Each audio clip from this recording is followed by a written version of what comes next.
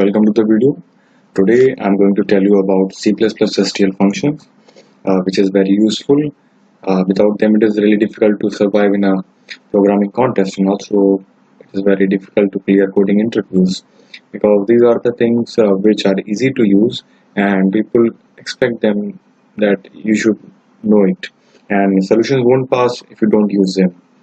So in this video I will tell you about vectors and some other important functions which are really helpful and make our code good looking and awesome.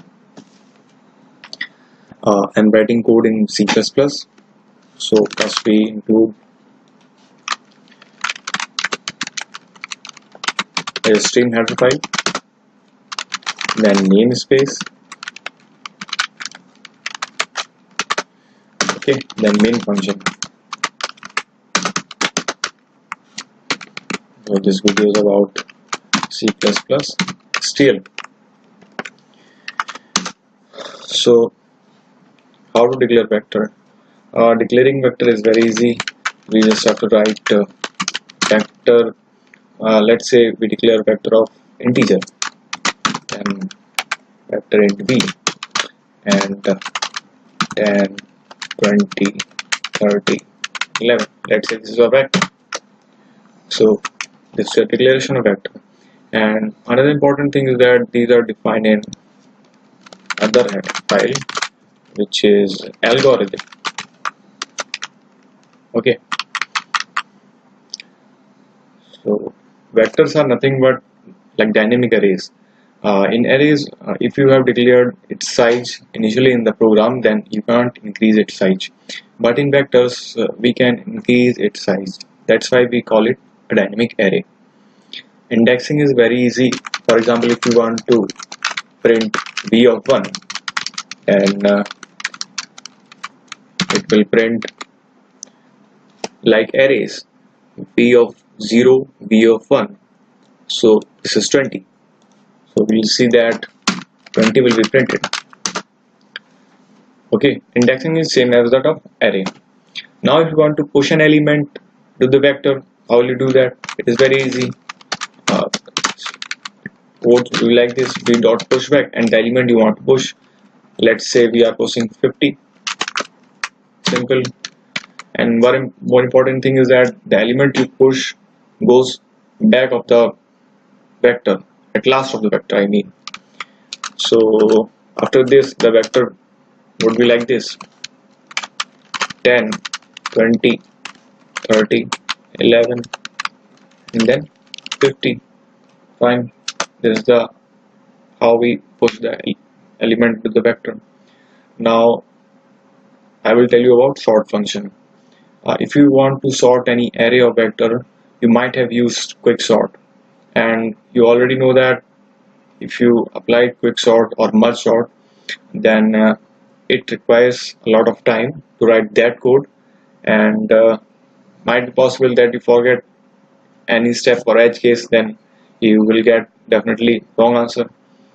So there is a predefined function called sort, and in sort function parameters are the beginning of array. Beginning of array is an iterator, which is v dot begin.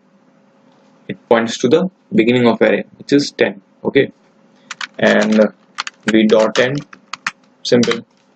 We are saying that sort the vector from beginning till end. That means the whole vector, and this will take only n log n time. Simple, and it will sort the vector. Now after sorting it, the vector would be like this: 10, 11, 20, 30, and 50. Okay, fine. So only one line we have to write, and then you get a sorted vector. Fine. Now I will tell you about the binary search. If you want to apply binary search, then you might have used for searching an element in the vector or array, or you want to find an index of any particular element in the sorted array. But there you also have to write a long code for that. But in C++ STL there is a predefined function called binary search.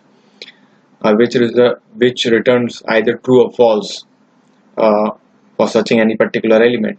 So storing true or false, we could use bool data type, and storing in present. Let me tell you how I'm doing. We are writing binary search. Fine, binary search is a function, and we are passing the iterator. Iterator is nothing but a pointer. So we are passing a pointer to the beginning of vector.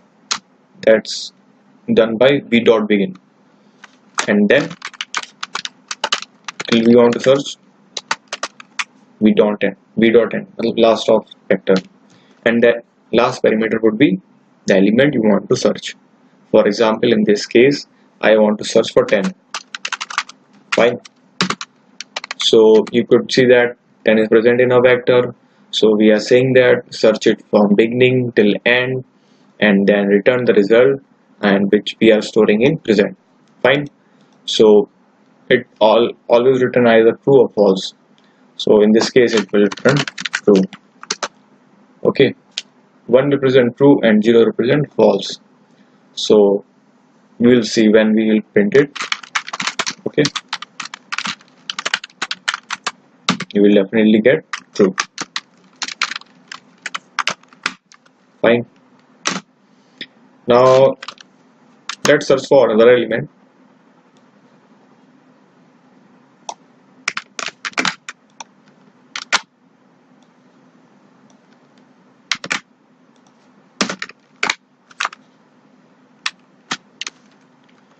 Let's search for 80. Is 80 present in a vector? No. So it will return false. Fine. So let's run this program.